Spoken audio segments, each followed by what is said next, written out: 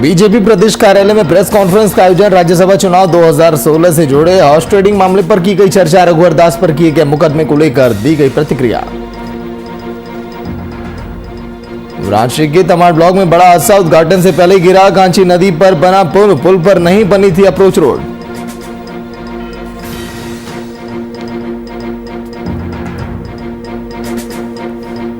गोड्डा में स्वास्थ्य विभाग की लापरवाही आई सामने। स्वास्थ्य केंद्र बना हुआ है कबाड़खाना, धूल फांक रही अस्पताल में खड़ी हुई एम्बुलेंस।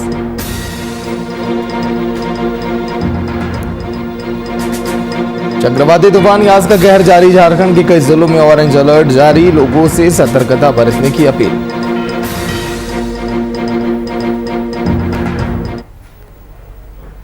नमस्कार, बात झारखंड की में आप सभी का स्वागत। मैं आपके साथ सागर मिश्रा। राजधानी रांची के बीजेपी कार्यालय में प्रेस कॉन्फ्रेंस का आयोजन किया गया। इस प्रेस कॉन्फ्रेंस का आयोजन बीजेपी प्रदेश अध्यक्ष दीपक प्रकाश की अध्यक्षता में किया गया। इन्होंने इस प्रेस कॉन्फ्रेंस में राज्यसभा चुनाव 2016 में जुड़े हॉर्स ट्रेडिंग मामले में रघुवर दास पर किए गए मुकदमे को लेकर अपनी प्रतिक्रिया जाहिर की।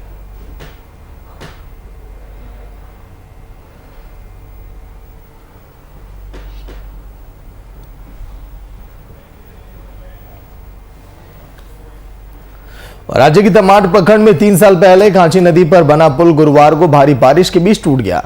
अभी तक अप्रोच रोड नहीं बनने से इसका विधिवत उद्घाटन भी नहीं हुआ था। कांची नदी में अचानक पानी बढ़ जाने से यह पुल धंस गया।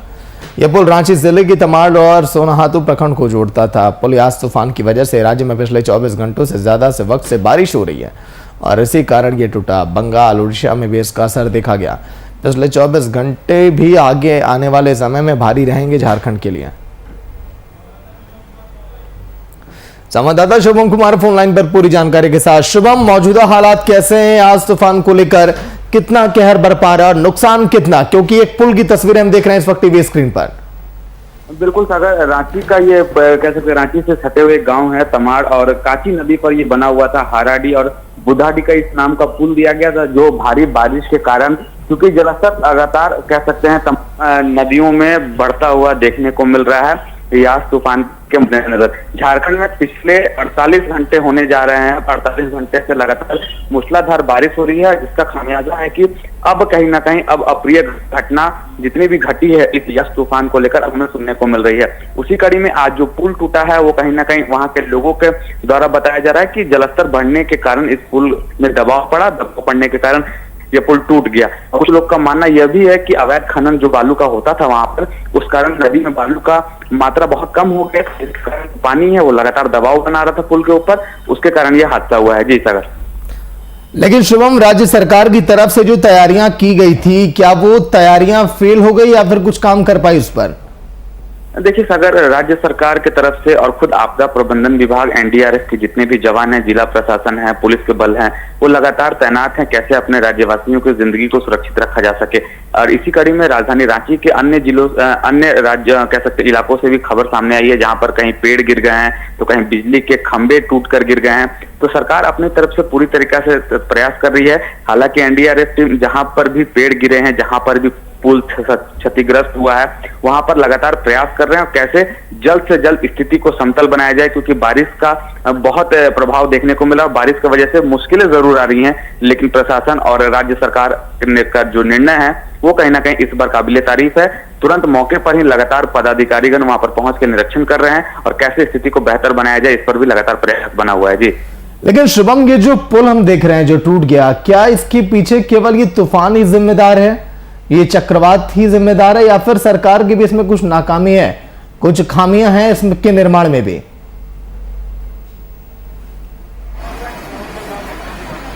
शुभम, पानी के ऊपर वो बिल्कुल सागर, जो यास तूफान में जो लगातार जलस्तर बढ़ता वो हर नदियों में देखा गया। कुछ लोग ये कयास लगाए जा रहे हैं। दूसरी बात करें सागर, तो जिस तरीका से अवैध बालू का जो खनन हुआ है उसके कारण यह हादसा बताया जा रहा है। कुछ लोगों का यह भी मानना है, वहां के जो ग्रामीण उनका मानना है कि सरकार ने जब पुल का निर्माण हुआ था तो अच्छे क्वालिटी का सामान तक यूज नहीं किया था। तो ऐसे कई आरोप और प्रत्यारोप तो बकायदा लग रहे हैं, लेकिन ज्यादातर अधिकांश चांसेस है कि बढ़ता हुआ जलस्तर के कारण ये ब्रिज गिरा है। जी चलिए, शुक्रिया शुभम पूरी जानकारी के लिए।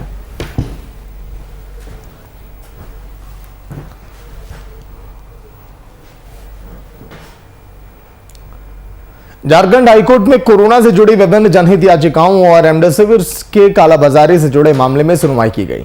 वहीं झारखंड हाईकोर्ट अधिवक्ता राजीव कुमार ने कहा कि अदालत ने सरकार और रिम्स की गंभीरता पर सवाल उठाया और राज्य के सबसे बड़े अस्पताल रिम्स में सिटी स्कैन मशीन नहीं होने पर सरकार को फटकार भी लगाई गई। उपकरणों को इंस्टॉल करने की तैयारी जल्द से जल्द अब की जाएगी। साथ ही रेमडेसिविर मामले में अदालत ने अगली सुनवाई पर सीआईडी के एडीजी को कोर्ट के समक्ष उपस्थित होने के निर्देश भी अब दिए हैं।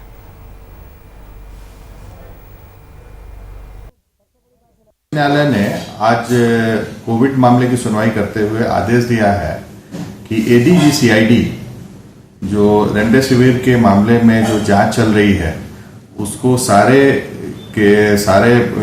मामले में वो माननीय न्यायालय के समक्ष उपस्थित होकर के एक्सप्लेन करेंगे। अगली सुनवाई जो अगले थर्सडे को होगी। माननीय न्यायालय ने आज कई एस्पेक्ट्स पे आदेश दिया है और सबसे बड़ा चीज है कि रिम्स में माननीय न्यायालय का कहना था कि एक हॉस्पिटल झारखंड का जिसके पास CT scan machine, cath lab और एक्सेट्रा ये सब नहीं है, ये शर्म की बात है।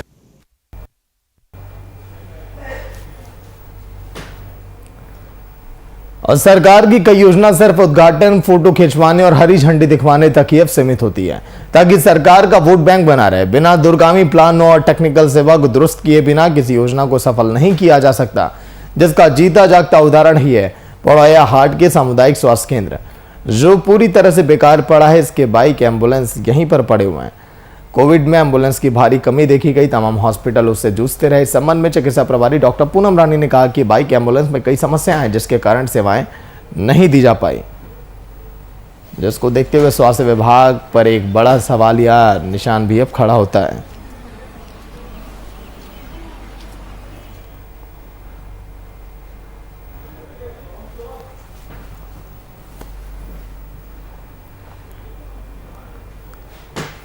चक्रवाती तूफान यास को लेकर उत्तरी और मध्य झारखंड में अभी भी भारी बारिश का अनुमान लगाया जा रहा है। वहीं कई जिलों में इसको लेकर अलर्ट भी जारी है। वर्तमान में राज्य के आसपास के उत्तर दक्षिणी इलाके से गुजर रहा है। मौसम विभाग ने चेतावनी देते हुए कहा कि अभी भी झारखंड के मध्य उत्तरी भागों में बारिश से बारिश हो सकती है। इसके अलावा दक्षिणी भाग और उत्तरी पूर्वी भाग में भी भारी बारिश की संभावना है। विभाग की ओर से झारखंड के मध्य और उत्तर जिले जैसे रांची, रामगढ़, लोहरदगा, हजारीबाग, पलामू, लातेहार, गढ़वा और कोडरमा के लिए ऑरेंज अलर्ट भी जारी किया गया।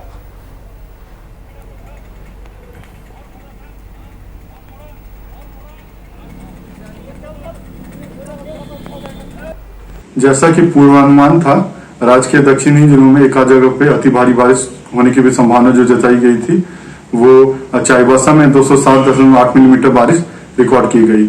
और जैसा कि भारी से बहुत भारी बारिश की भी संभावना जताई गई थी जो मध्य झारखंड थे, खासकर खूंटी, रांची, इन जिलों में भी ये बारिश ऑब्जर्व की गई है। और इनसे सटे जो उत्तरी भाग थे वहां पे भी एक आध जगह पे आपको हेवी रेनफॉल देखने को मिला है। थोड़ा सा नॉर्थ वेस्ट और नॉर्थ ईस्ट झारखंड में कल हल्का कम रेनफॉल देखने को मिला है, बट कुल मिला के पूरे झारखंड में कल बहुत अच्छा रेनफॉल देखने को मिला है। अब बात करें जो मेन रेनफॉल जो ऑब्जर्व किया गया था, तो चाईबासा में 207.8 मिलीमीटर रिकॉर्ड किया गया है।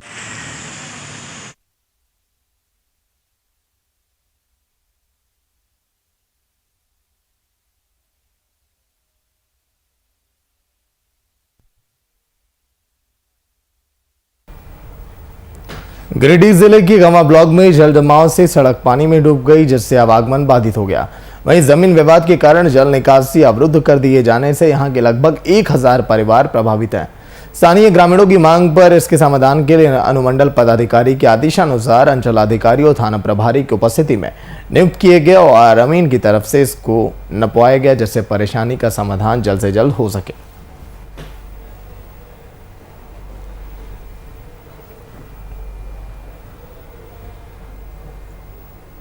पूर्वी पेरा पंचायत के मुखिया जो वर्तमान है सफदर अली और पंचायत समिति दोनों, उनके साथ में कुछ ग्रामीण भी यहाँ आए हुए हैं। और वहाँ पर सबसे बड़ा है कि पानी से जो सड़क जाम है और एक व्यक्ति हीरा साव के कारण पूरा हजारों आबादी को आने जाने में भारी परेशानी हो रही है। खोरी महुआ के अनुमंडल पदाधिकारी और वहाँ के SDPO साथ ही साथ अंचलाधिकारी ने उस जमीन का नापी भी किए, उसके बाद में भी पानी का निकासी नहीं होना ये दुर्भाग्य की बात है।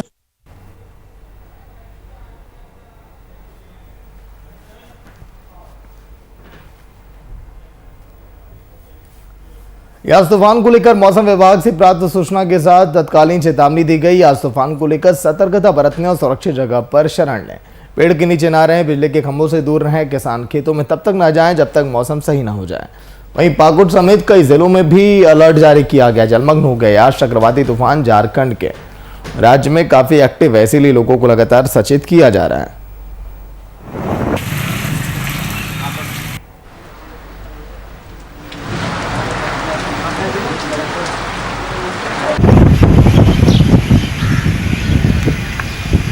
हम किए लेकिन वो पता नहीं हो सकता।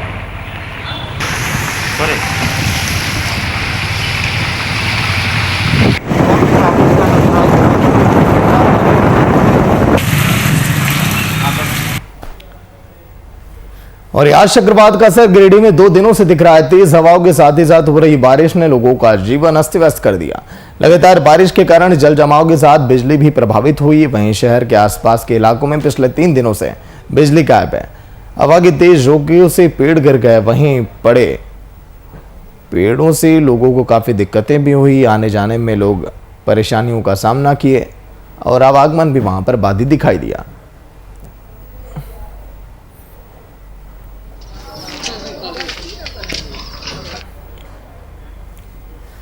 इस वैश्विक महामारी कोरोना जैसी स्थिति में एक समाजसेवी पत्रकार लगातार 10 दिन से रामगढ़ के सुभाष चौक के पास बिंदेश्वरी मंदिर के प्रांगण में निःशुल्क भोजन वितरण का काम कर रहा है। उनका कहना है कि इस परिस्थिति में कोई भी इंसान भूखा ना रह जाए। इस महामारी में ना कोई होटल ना कोई ठेला खुल रहा है। ऐसे में गरीब रिक्शा वाले, लेबर, राहगीर कहां पर भोजन करेंगे। इसीलिए मां के दरबार में एक टाइम का भरपेट भोजन कराया जाता है। प्रत्येक दिन 100 से 150 लोग भोजन करने भी आते हैं।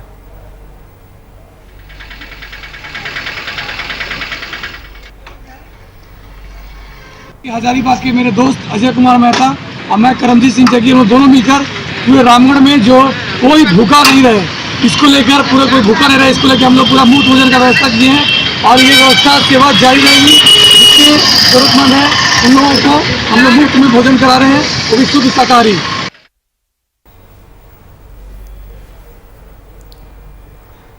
यास तूफान की मौजूदा स्थिति के कारण झारखंड में आम जनजीवन प्रभावित हो चुका है। रांची के जगन्नाथपुर थाना क्षेत्र में तूफान के कारण 2 लोगों ने अपनी जान गंवा दी। तेज हवा के कारण सेक्टर 5 में मकान की दीवार गिरने से पिता और पुत्र की मौत हो गई। मृतक की पहचान शंकर पांडे और उनके पुत्र के रूप में की गई।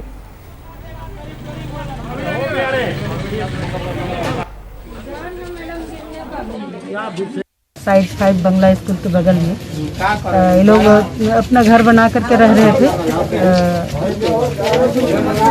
ये टेम्पोररी था। अगर देखेंगे तो स्लम एरिया जिसको हम लोग कहते हैं बंगला स्कूल के पास, ये लोग का जो घर है अंदर में ऐसे एक रूम बनाया हुआ था, लेकिन किसी तरह का कोई पिलर उलर नहीं दिए थे और लगातार बारिश होने के तो गिर गए हैं और पीछे भी ऐसा उनका जो ये है दीवार है वो भी गिरने जैसा है।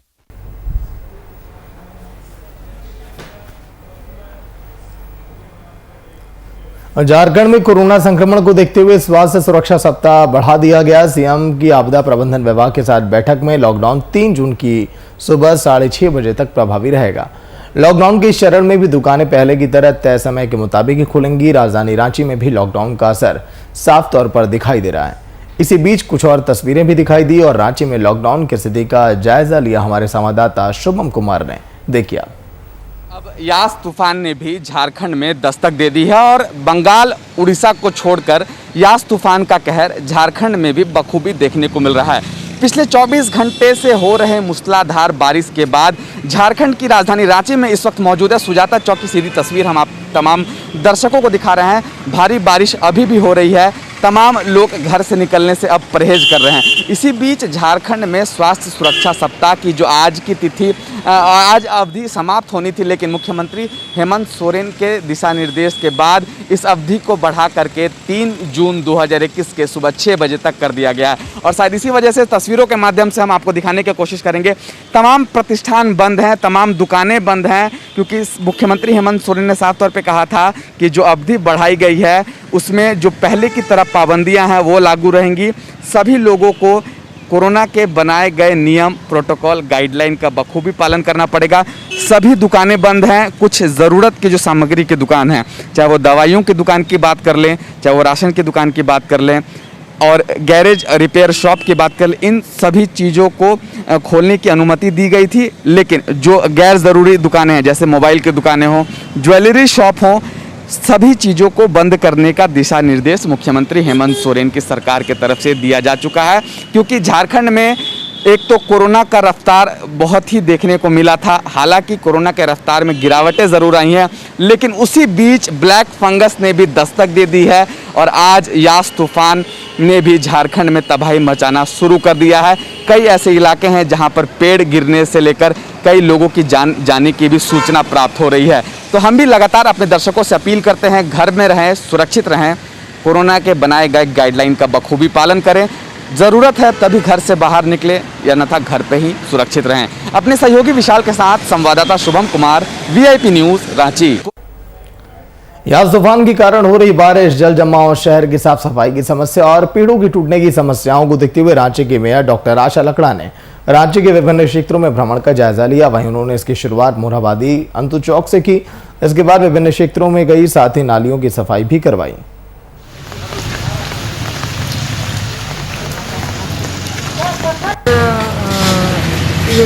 साइक्लोन आने से पहले हम लोग की तैयारी थी कि सभी वार्ड में 4 जोन में हम लोग राशि को बांटे और चारों जोन में जैसे पानी का जल जमा हो रहा है तो उसके लिए गाड़ी और मोटर और लेबर ऐसे करके हम लोग ने बांटे थे। और आज हम निकले हैं, कई जगह पर ऐसे जाम पड़े हुए हैं। आज हम अभी मोरहाबादी के अंतु चौक में आए हैं, तो यहाँ अंतु चौक के पास में जितना भी दुकान वाला है सब अपना कचरा नाला में डाल दिया है और उसको हमने निकालने के लिए बोले हैं। साथ में एक नोटिस दे दे दुकान वाला को आपकी अपना डस्टबिन रखें और डस्टबिन में ही अपना कचरा डाले, ऐसे नालियों में ना डालें। जमशेदपुर में पहले से ही लोग कोरोना महामारी की मार झेल रहे थे और यास चक्रवात तूफान ने मुश्किलें और भी बढ़ा दी।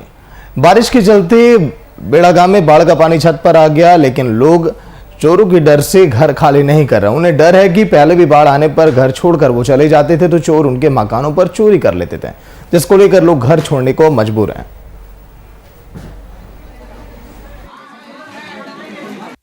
अब देखिए इस चीज़ को लेके अब हमको नहीं लगता कि उनका घर पूरा डूब गया, उनके घर से कुछ चोरी होने वाला है जब तक कि पानी का जल स्तर नहीं घटेगा। तो ये लोगों की जो मानसिकता है, हम लोग लगता है कि जान बचाना ज़्यादा जरूरी है, सामान से ज़्यादा कीमती की लोगों की जान है। तो ये चीज़ समझना पड़ेगा लोगों को। 40 के आसपास लोगों को हमने निकाला, जिसमें ज़्यादातर बच्चे और लेडीज़ हैं, जेंट्स हैं, कुछ अभी भी फंसे हुए हैं, लेकिन वो बाहर आने के लिए विलिंग नहीं है क्योंकि उनका सामान रखा हुआ है। तो हर घर में कोई न कोई है जो बोल रहा है कि हमें सामान की रक्षा करनी है। हम समझा रहे हैं उनको, पहले जान है फिर सामान है, लेकिन देखते हैं। अभी भी कुछ लोगों को पता चला है कि और फंसे हुए हैं, तो हम दोबारा जाएंगे। इसीलिए खाली नहीं कर रहा है कोई भी आदमी। मान ली सामान चोरी हो जाएगा तो कौन देगा, कोई तो देगा है नहीं। और बहुत सा आदमी अभी है घर में, मतलब चोर लोग अपने मौके पे ताक में। हाँ बहुत रहता है वैसा वैसा। कोई भी ऐसा अपना घर का में सामान भी है, कुछ अपना ये भी है, इसी चलते नहीं खाली करना चाहता है। और यहाँ अगर खाली भी करते सामान छोड़ कर भी जाता है तो चोरी होने का डर है।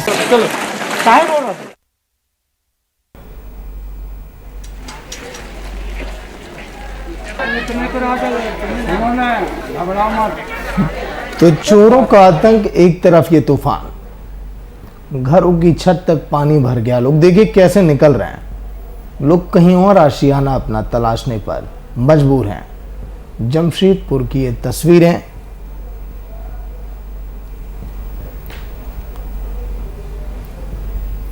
देखिए कैसे लोग, इस तूफान ने लोगों को घर छोड़ने पर मजबूर कर दिया। कहीं पर लोगों की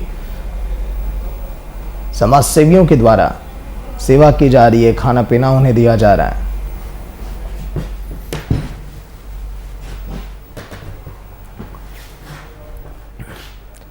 यास तूफान का असर अब जमशेदपुर में भी भीषण रूप से देखा जा रहा है। कहा जा रहा है कि यहां पर भी असर उतना ही है।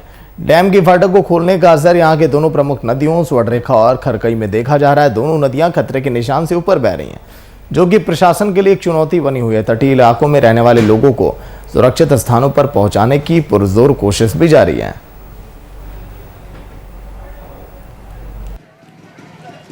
देखिए, हम लोग लगातार 3 दिनों से यास चक्रवात को लेकर के जितने भी लो लैंड एरिया है उसको हम लोग इवैक्यूएट कराने की कोशिश कर रहे थे लोगों को, और जो भी पेड़ पौधा गिरने की आशंका थी उसको भी हटाने के लिए टीम बनाया गया था। वो तमाम सुविधाएं हम लोग देना चाह रहे थे लोगों को, और जो परेशानी होना था चक्रवात से वो सबसे दूर करने के लिए। लेकिन चक्रवात धीमा रहा, और आप देखेंगे कि उड़ीसा और बंगाल में जो भारी बारिश हुआ उसका नतीजा ये हुआ कि बडबिल डैम खोल दिया गया है और पानी खरकई नदी में ज़्यादा तेज़ी गति से प्रवाहित हो रही है। तो इसको लेकर के लो लैंड एरिया में अभी पानी तो घुसा नहीं है, बट नदी जो है एकदम किनारे, पानी का लेवल जो एकदम किनारे तक आ चुका है। स्थिति बहुत खराब है। 3 बजे पानी बढ़ना स्टार्ट हुआ है, हम लोग देख रहे हैं नदी में पानी बढ़ते ही जा रहा है। 10 बजे कितना पानी घुस चुका है। क्या स्थिति है अभी अंदर? पानी बढ़ ही रहा है, सब अपना तकलीफ में परेशान है, सब अपना घर का सामान खाली कर इधर उधर भाग ही रहे हैं। उसी के लिए गैया जानवर सबके लिए जुड़े हुए हैं, सबका मदद कर ही रहे, हेल्प कर।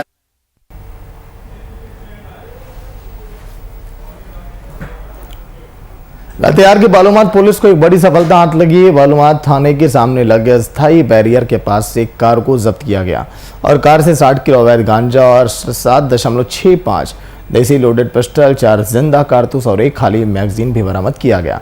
एसडीपीओ ने बताया कि गांजा राउरकेला उड़ीसा से पटना ले जाया जा रहा था। पकड़े गए गांजा की अनुमानित बाजार में कीमत करीब लाखों रुपए में। गिरफ्तार युवक को लातेहार जेल भी भेज दिया गया।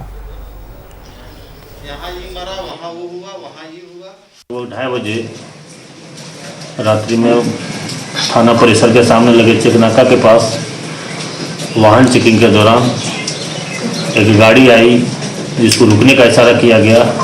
गाड़ी रुकते ही उसमें सवार लोग भागने लगे। दौड़ाकर एक व्यक्ति को पकड़ा गया। पकड़ के उसको फिर मजिस्ट्रेट के सामने गाड़ी को हाजिर ला के जाँच हेतु प्रस्तुत किया गया। यहाँ ये मरा, वहाँ वो हुआ, वहाँ ये हुआ।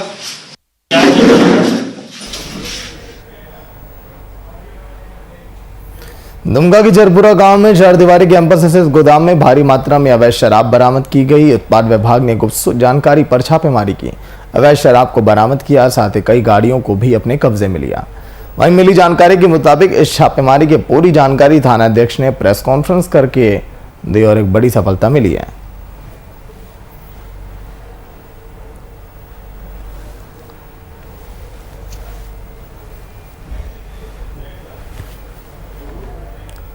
दुमका के उत्पाद विभाग ने बड़ी कार्रवाई करते हुए जामा थाना क्षेत्र जरपुरा गांव से कैंपस 1500 पेटी अवैध विदेशी शराब की 35 ड्रम स्प्रिट और 23 डिब्बा स्प्रिट बरामद किए। साथ एक व्यक्ति की गिरफ्तारी भी की गई। ये कार्रवाई जामा थाना क्षेत्र के रहने वाले एक व्यापारी अमर मंडल के कैंपस से बरामद की गई।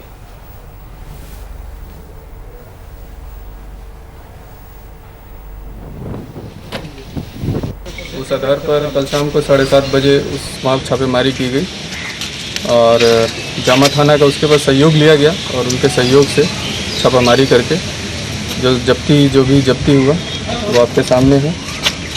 और टोटल जब्ती भी एक रॉयल प्लेयर करके एक ब्रांड है जो यहाँ नहीं बिकता है और सेल इन अरुणाचल प्रदेश है। तो उसकी 750 ml की 45 पेटी, 375 ml की 104 पेटी और 180 ml की 182 पेटी और एक हाई स्पीड विस्की है उसकी 613 पेटी।